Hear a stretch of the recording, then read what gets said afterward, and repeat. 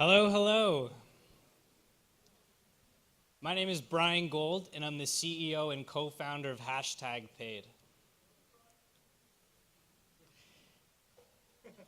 Today, I'm going to share some lessons I learned raising our Series A financing. #Paid just closed a $9 million Series A in May. Thank you. And here are a couple of things that I learned. One of the first things that I learned raising the Series A is my mindset shifted. Rather than which investor is going to choose me, which investor am I going to choose? So I ask everybody here, how do you evaluate your investors? Do you have a criteria to evaluate which ones are a great fit for you? I came up with a criteria, and I'll share it with you today. The first is vision. The number one most important thing for me when choosing a VC was, do they understand the vision of the company and my vision as a founder? Because if you don't have vision alignment, those board conversations are going to be very difficult and very challenging, and that's going to come and be a conflict that you're going to have to solve later on. The second is relationship. Is this somebody I want to work with? Do I have a good working relationship with this VC? Do I want to sit on a board with them and solve tough problems?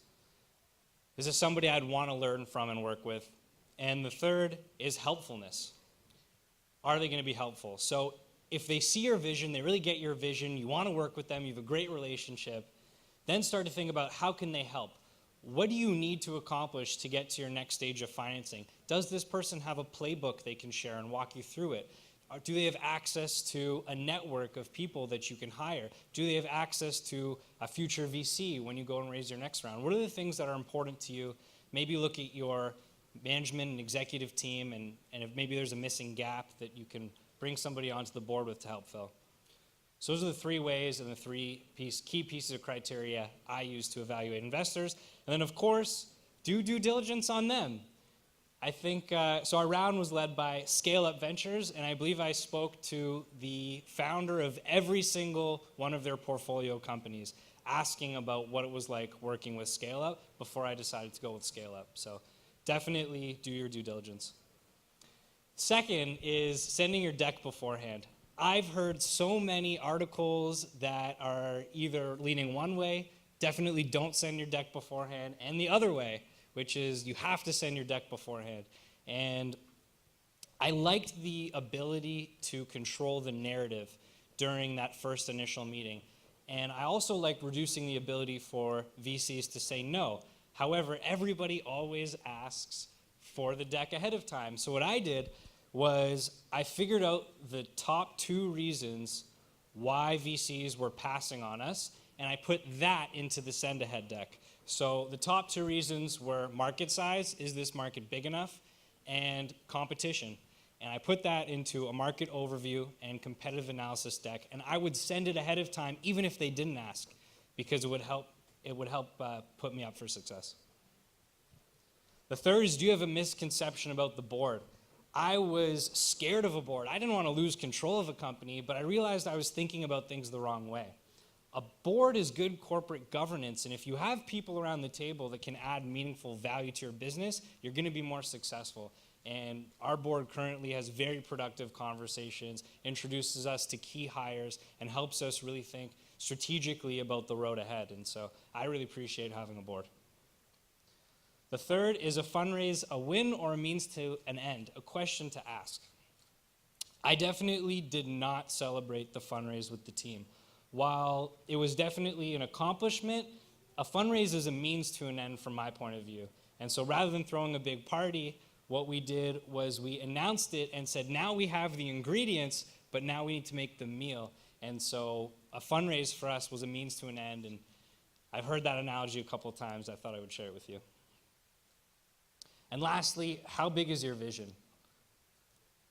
There's something perfectly okay about building a lifestyle company that makes you $100,000 or $200,000 a year, and you don't have VC money, so you might not need to raise VC. But if you are looking to raise VC, you need a vision that commands the economics of venture capital. And to do that, you need to tell an aspiring vision in a really big way. And the vision for hashtag paid, some of you, I realize, might not know what we do. We work with brands like Audi, Airbnb, Adidas, Coca-Cola, and RBC, and we partner these brands with influencers, people popular on social media. And in order to really tell the story and bring it to life, we came up with the narrative of driving culture forward. And the idea is that brands have always marketed themselves on the dominant channels of social media. And that used to be print, radio, television. But nowadays, the modern media landscape is changing. We're all on our phones. We're all on social media. We're on Instagram, Twitter, LinkedIn. And these people who are popular on social media, they're the ones who are deciding what's cool, what's popular, what's trending. They're the ones driving culture forward. And by facilitating collaborations with brands and influencers, people at the forefront of culture, hashtag paid is empowering creatives and driving culture forward. And that was a big vision that VCs could get around. Thank you.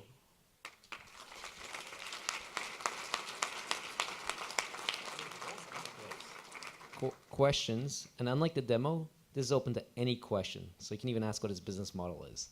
So any questions out there? What's your business model?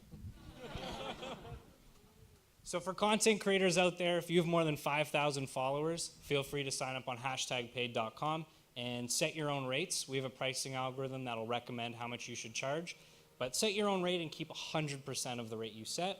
And we charge the brands and agencies that we work with a fee for facilitating the collaborations, licensing our technology, and executing world-class campaigns at scale.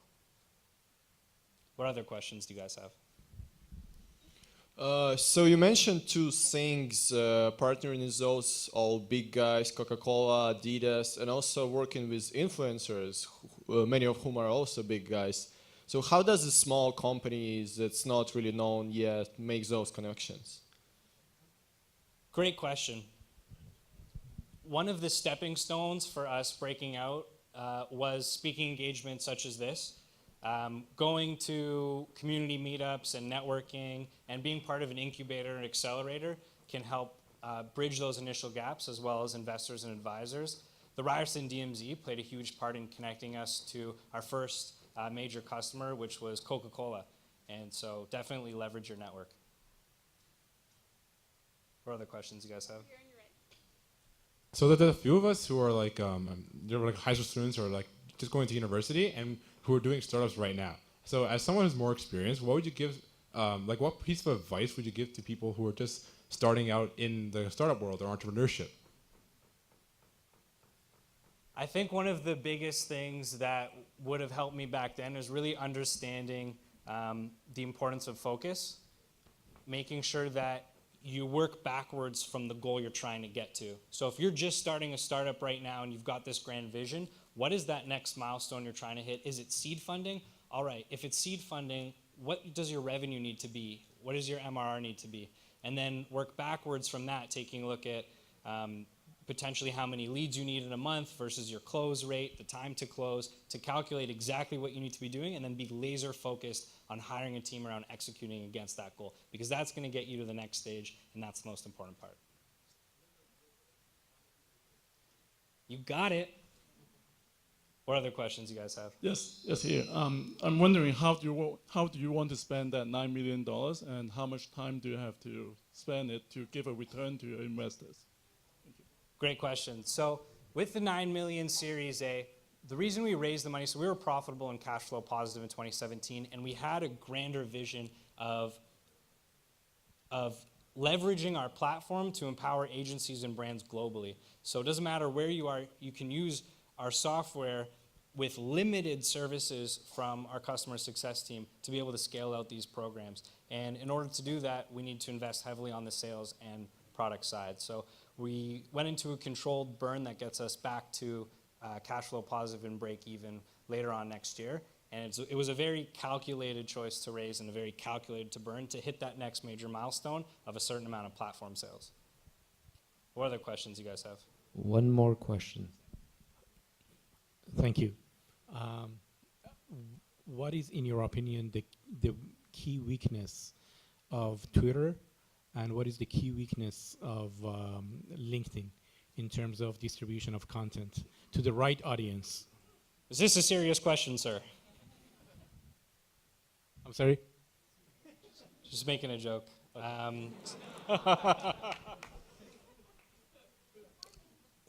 The keyword. So I'm a big fan of Instagram. Instagram is my favorite platform. It's got posts, it's got stories, it's got live, it's got carousels.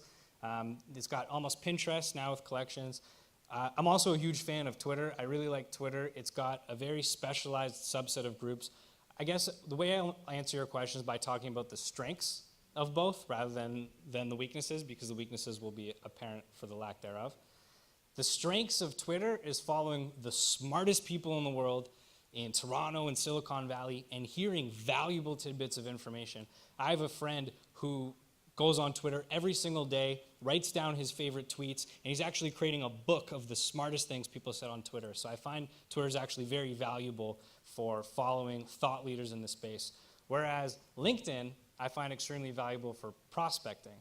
So if you're looking to extend your network, get introductions to a VC or even a potential hire, LinkedIn is just a map of everybody in Toronto or Silicon Valley or LA that you'd want to hire. So leveraging LinkedIn to ask people for introductions to the people you want to meet is super valuable. Does that help? Yes, it does. Thank you. Thank you.